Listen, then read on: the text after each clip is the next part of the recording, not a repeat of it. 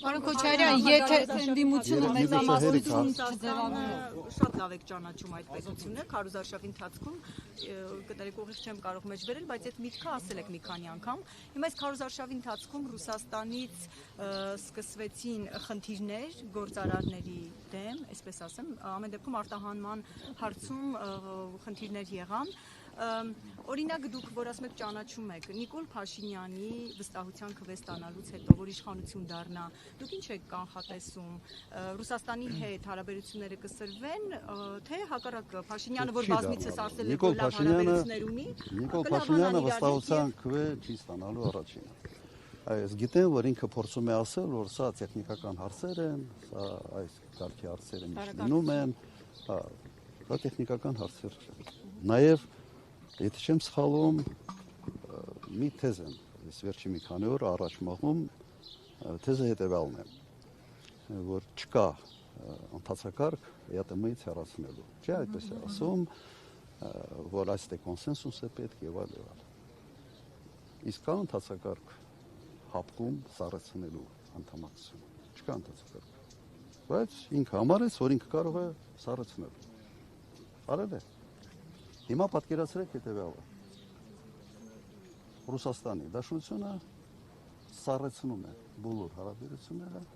Հայաստանի հետ։ Տնտեսական կապերը սառեցնում է Հայաստանի հետ։ Բայց ինչ հիմքով։ Իսկ հիմքերա պետք, Վաշինգտոնի հիմքերա պետք անել այն ինչ անում է, որտեղ ուզում է։ Հիմքերը այսպես ասենք, մեծ պետությունների հիմքերը միշտ ստեղծում են եւ հիմքերը իրենք շատ պակսացել են, որ պատրաստ չեն ֆինանսավորել Հայաստանի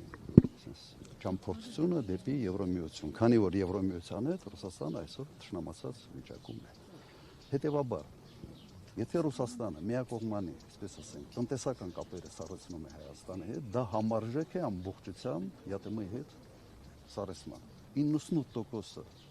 Հայաստանի կապերի տնտեսական Ռուսաստանի հետ է, ոչ թե ԵՏՄ-ի այլ անդամ պետությունների հետ։ Ըստ դե ֆակտո դու հայտնում ես լրիվությամբ նույն վիճակում, ավելի վատ վիճակում նույնիսկ, քան եթե ինքդ sense հոժար կամքով դուրս գայի։ Պարոն նախագահ, եթե բայց ինձ հասկացա, հեքիաթները դա ոչ մեկը չի ֆինանսավորելու, ինչ որ 50 միլիոն խոստացել են այս նախընտրական խոստումը 2 օր առաջ Հունգարիան մի որոշում կայացրեց, օրինակ միգրանտների մասին։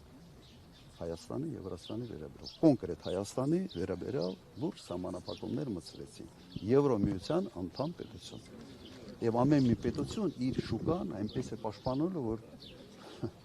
դժվար է պատկերացնել։ Հեքիաթներ են, հերթական անգամ մեր ժողովրդին խաբելու։ Պարոն նախագահ, եթե Փաշինյանը պարտվի այնուամենայնիվ հեշտ կթողնի իշխանությունը եւ կգնա, ինչպես ինքն է ասում, եթե ժողովուրդը որոշի, ես կհեռանամ, թե տարբեր սցենարների։ Եթե չգնա, շատ վատ ավարտելու է, շատ վատ։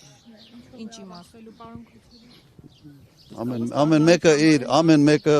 մեկը իր ֆանտազիա, ուրեմն բանտ նստացնել, պատերով տալ, դա սպառնալիք չի։